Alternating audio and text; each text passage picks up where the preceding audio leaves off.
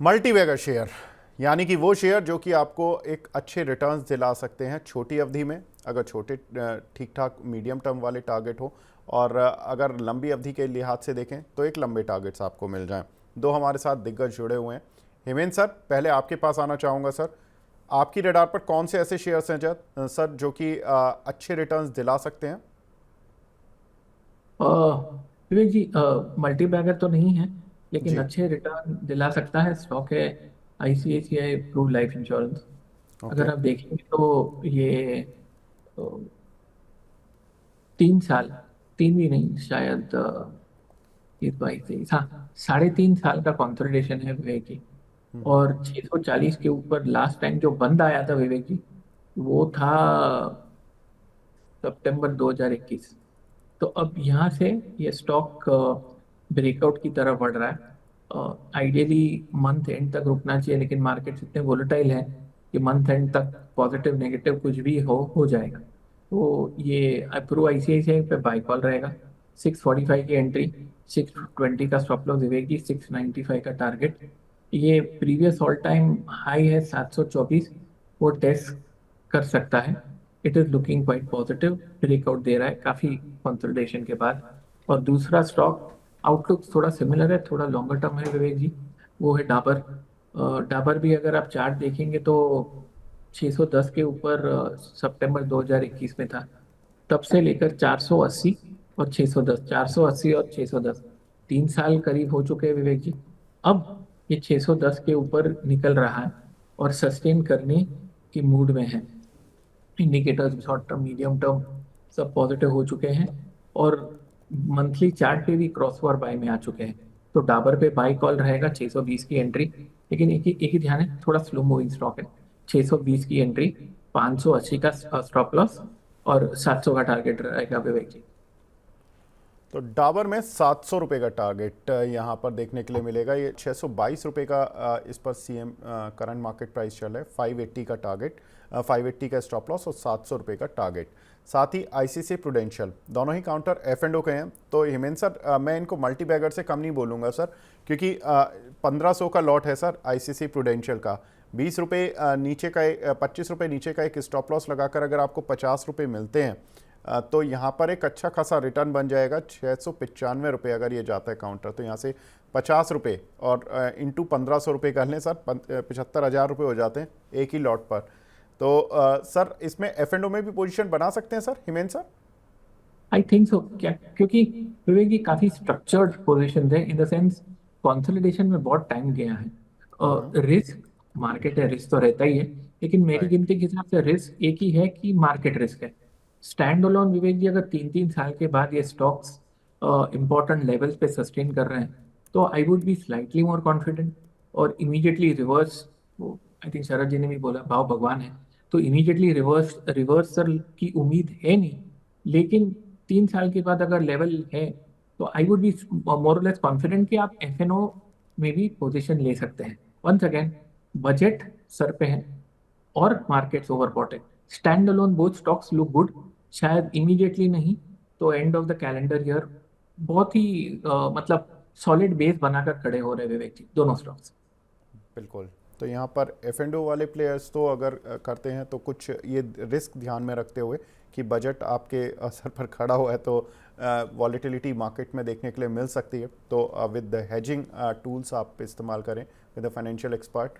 और अगर आप कैश में पोजीशन बना रहे हैं तो आप आराम से बना सकते हैं with stop losses. Hemendra sir, आप हमारे साथ जुड़े, बहुत बहुत शुक्रिया सर हमसे जुड़ने के लिए। Thank you. It's always been a pleasure, Vivek. It's a wonderful show. Nice to do a show with you, Sharad ji. Thank you. Thank you sir. जी जी। शरद सर, आप अभी बने रहिए सर। शरद सर की कॉल्स तो अभी लेना बाकी हैं, कि शरद सर की कौन सी ऐसी कॉल्स हैं जो कि हमें प्रॉफिट दिलाएंगी। तो एक बार देख लेते हैं शरद सर की कॉल्स पर कि शरद सर आप हमारे साथ जुड़े हुए हैं अभी? जी जी, जुड़े हुए साहब, बोलिए। सर आप अपनी कॉल्स बिना बताए जा रहे थे सर, आपकी कॉल लेना ज़रूरी है सर, बताइए please. Ji. Vivek ji, NBCC पर ध्यान रखिए। प्रोजेक्ट मैनेजमेंट एंड कंसल्टेंसी से 92% का रेवेन्यू आता है कंपनी का। अगर जी। आप देखेंगे तो कहीं ना कहीं 2000 लास्ट फाइनेंशियल ईयर में रिकॉर्ड रेवेन्यूज आए हैं, 18% इंक्रीज कंसोलिडेटेड लेवल पे हमें देखने को मिला है। करीब 23,500 करोड़ की सेल्स, रिकॉर्ड 250% इंक्रीज हमें सेल्स में देखने को मिल रहा है। अगर कंपनी के पास देखें, मालदीव्स और मॉरिशस में प्रोजेक्ट्स हैं, प्रोग्रेस कर रहे हैं, दुबई, अफ्रीका, अरेबियन कंट्रीज में भी प्रोजेक्ट्स हैं। इस साल कंपनी कहने की मैनेजमेंट मान के चल रहा है कि करीब 12,500 से 13,000 करोड़ का टॉप लाइन क्लॉक होगा। एबिटा मार्जिन करीब 6% के लगभग रहेंगे और वही 5.25-6% के लगभग पैट मार्जिन रहेंगे। एक डिसेंट ऑर्डर फ्लो 25,000 करोड़ से लगभग लगभग मिलता हुआ दिखाई देगा। तो ये सारी चीजें कहीं ना कहीं देखिए स्टॉक के प्राइस में डिस्काउंट हो रही हैं। एक नया मूव शुरू हुआ है। बीएचईएल का आप देखें तो 10,000 करोड़ से 15,000 करोड़ का ऑर्डर इनके पास ऑलरेडी है। तो अब अगर आप स्टॉक में देखें तो जो प्राइस एक्शन है विवेक जी, मुझे लगता है कि करीब करीब 275 रुपए के भाव कम से कम इसमें भी खुलते हुए दिखाई देंगे। 189 का भाव है। 150 के पास अपना स्टॉप लॉस रखिए। मुझे लगता है शायद विवेक जी 275 आएगा तो हम लोग दोबारा एक बार डिस्कस करेंगे। इसके भाव और भी ऊपर की तरफ खुलते हुए दिखाई देंगे जिस तरह का प्राइस पैटर्न इसके अंदर बन रहा है। मुझे लग रहा है जिस तरह का ब्रेकआउट आया है 173 के आसपास फरवरी के हाइस का, मुझे लगता है कुछ न्यूज इसमें डिस्काउंट हो रही है, कुछ मार्केट मार्केट पार्टिसिपेंट कुछ इसमें एक्स्ट्रा देख रहे हैं। तो 275 का तो टारगेट अभी इसमें कुछ समय में देखने को मिल जाएगा 150 के स्टॉप लॉस से। जी। दूसरा स्टॉक विवेक जी है एचबीएल पावर सिस्टम्स। अगर आप देखें तो बेसिकली ये क्या करता है, बैटरीज, ई मोबिलिटी और दूसरे प्रोडक्ट्स के अंदर इसका बिजनेस है। इस सेक्टर में आप एक्साइड में और हमारा राजा में डिसेंट मूव ऑलरेडी देख चुके हैं। किस तरह के मूव आए हैं वो आपने देखे हैं। एचबीएल में भी आप देखें तो पिछले एक साल में करीब 500% का रिटर्न आया है। बट अगर आप देखें चार्ट पर तो एक सिमेट्रिकल ट्रायंगल पैटर्न बना है, उसका ब्रेकआउट हमें देखने को मिला है। अगर आप कंपनी को देखें तो अगर आप इंडस्ट्रियल बैटरी को देखें तो ग्रोथ कहीं ना कहीं कम है, लेकिन एबिटा मार्जिन बहुत स्ट्रांग है कंपनी के। सिमिलरली डिफेंस और एविएशन बैटरीज में भी ग्रोथ भी अच्छी है, मार्जिन, एबिटा मार्जिन भी बहुत अच्छे हैं कंपनी के।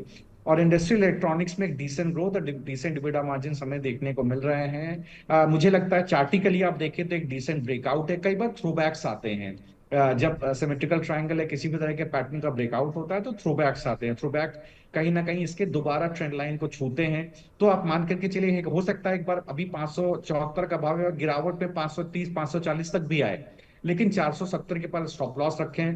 पहला टारगेट है 657, जो मुझे अभी इसमें दिखता है। मुझे पोजिशनली कम से कम लगता है 830 तक के भाव इसके अंदर देखने को मिल सकते हैं और हो सकता है इससे भी बड़े लेवल इसमें देखने को मिले आने वाले समय में।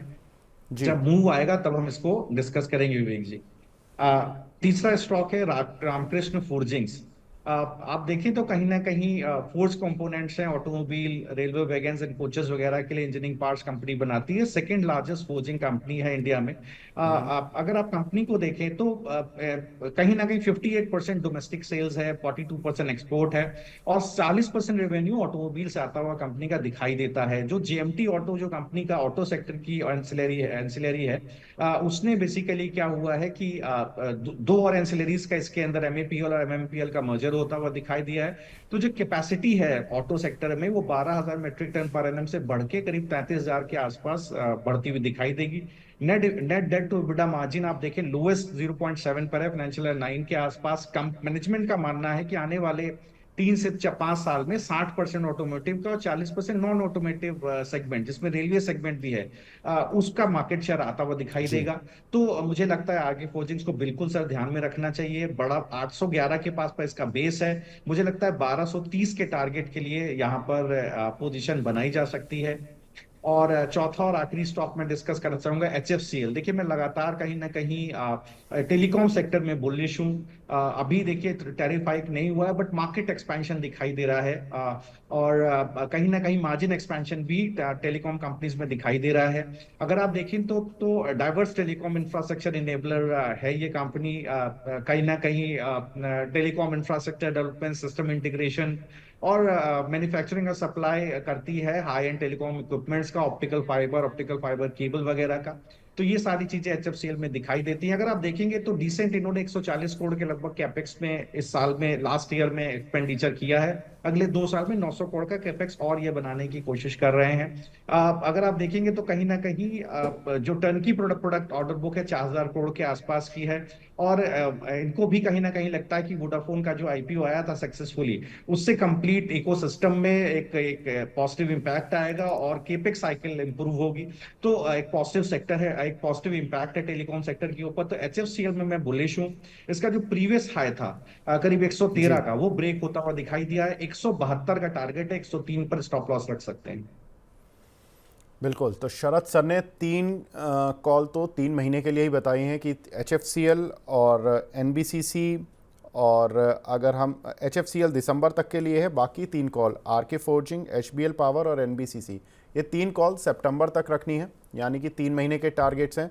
और HFCL में दिसंबर तक के टारगेट्स हैं। तो काफ़ी छोटी अवधि में बड़े रिटर्न्स मिल रहे हैं और चारों ही काउंटर्स पर आप विद स्टॉप लॉस आप अपनी पोजीशन बना सकते हैं। शरद सर, आप हमारे साथ जुड़े, सर बहुत बहुत शुक्रिया हमसे जुड़ने के लिए और अपना कीमती समय देने के लिए। Thank you Vivek ji, thank you. It is always a pleasure to be part of your show. Thank you Vivek ji. आप प्लेजर सर।